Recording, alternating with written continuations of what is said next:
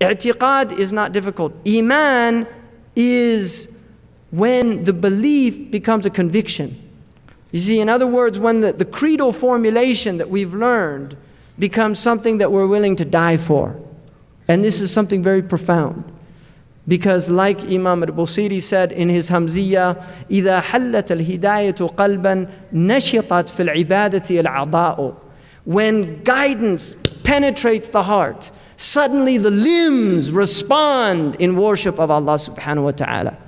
And this is the profundity of conviction that Allah is true, that Allah's messenger is true, that the Jannah is true, that the Nar is true, the Sirat is true. All of these things are haqq. They're true, they're haqq, they're from Allah subhanahu wa ta'ala, they're real. And one of the most profound realities of this tradition, and this is something I've only come to realize, one of the most profound realities of this tradition is, unlike all of the other peoples on the earth, or at least the vast majority of the peoples on the earth, the Arabian Peninsula, at the time that the Messenger of Allah came to it, had a unique aspect to its belief system.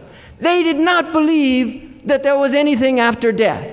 The vast majority of human societies believe in some form of life after death. The native peoples of this continent believed in this. The traditional African peoples believed in that.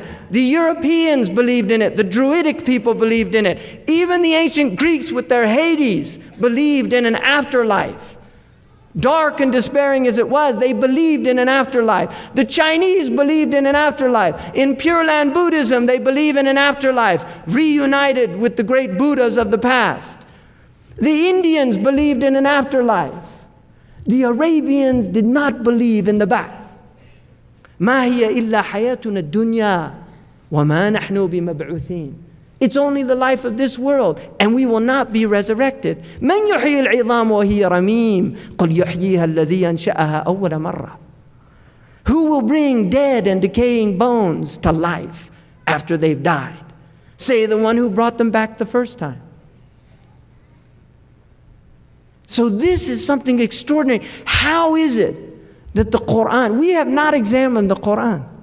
As an ummah, we have a romantic attachment to the Qur'an. Most of us say, oh, the Qur'an, what a great book, and have never even read it. They've never read it, right? We're like people in the restaurant who look at the menu for 50 years and never order to taste the food. We just look at the headlines, right?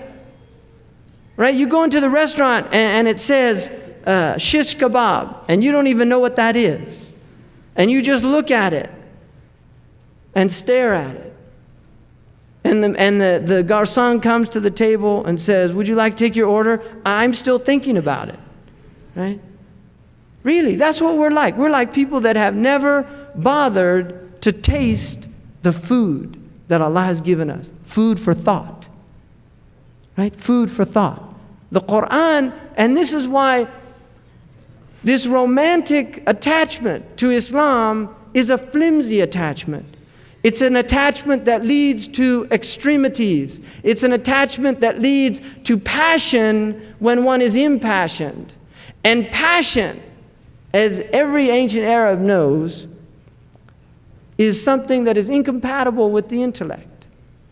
Like in the story Imam al-Qushayri mentions about the Usfur, there was a sparrow on the top of Suleiman's place of worship, and he was trying to convince a female sparrow that he was a worthy mate, and she wasn't paying any attention. This is a story. And he said, you know, if I wanted, I'd turn this dome right over on the head of Suleiman for you. And so Suleiman, who knew who knew the interpretation of the birds, called him down. And he comes down, he's all shaking, and his little sparrow heart's beating. And he says, Sulaiman alayhi salam says to him, what made you say that ridiculous remark? And the sparrow said, oh, Prophet of Allah, don't you know that lovers are never taken into account for what they say in the presence of their beloved? Right? In other words, I was in a state of passion. You can't take me into account. And this is the reality of, you see, we have these passionate displays. In fact, there was something somebody told me about. I didn't see this, but there was a demonstration, I think it was in Canada, and they fought. The Muslims were fighting over who was going to lead the demonstration against the bombing of Iraq. Right? This is a disease of the heart. It's called hubb al-riyasa, love of leadership. I'm the leader. I'm the spokesman here. Really, it's a disease. And I'll tell you something about this age. This is an age, it's a leaderless age. It is a leaderless age. Because the one prerequisite of leadership is not there. And that is that you don't desire it. Because if you desire it according to the hadith, you're not allowed to have it. We don't give هذا الأمر لمن يطلبه أو يحرص عليه. We don't give this affair, meaning ruler, governance, leadership, to anyone who seeks it or covets it once he obtains it. That gives an end to election day. It's over. Right?